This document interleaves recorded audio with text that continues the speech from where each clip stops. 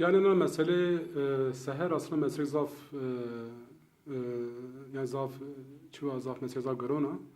Ana mesele seher zare cezaevi zare çar diye sonu da olmamıştır. Ama iris haber az dahi zare diğer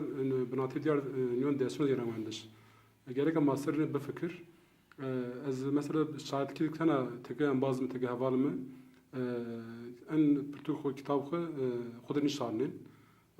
زارد مثلا كيد ونين پرسا یعنی سعی چرا شما کتاب خو شما پرتو خو تبر خود نشانين و وقت تبر خود بین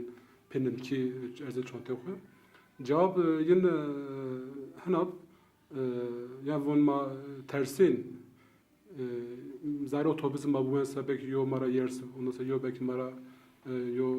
yo mara çıkmış o yoz تبرا acaba polis maravon seyuni ana mesela o kitap bu acaba maravon yo çıkı xram maravon veya peçik mi xram onu mara anqdiyo ters yuna a mesela ser tuatonem pa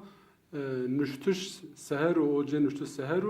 o kace vende seher aslında zav dekşni bir ya binate diğer diyason binate diyason da nüştüş ama hem ana binate diyason yamandaş az yo çu gronika yuni şu magare serne be fikir yuni o mesele ser kurdun vadoni pa aslında Serok Selahattin Demirtaş ana mesele vatun nüsen toninku ze Celal Bedirhan o ze Nurettin Zaza o ze Cigarxin de kimlik tane ne yön ya peşka siyasetçi peşka şair peşka döner ressam peşka edebiyat ser yo ku ifadeken o en az aslında mesele ser Kürki çıkıdı mücadeleye mar mecnara çünkü ana mesela Serok Demirtaş ana mar mecnara von siyaset ne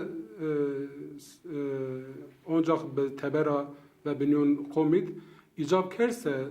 zarinyon diyasonu zari zindan dahi gerek mar mücadele devam beker yo anız yo mesajı koyuyoruz von es en miras cigerxin ve bedirxan medesto monensay bu devam kend Serok Demirtaş devam kend ya mana bompa Selçuk.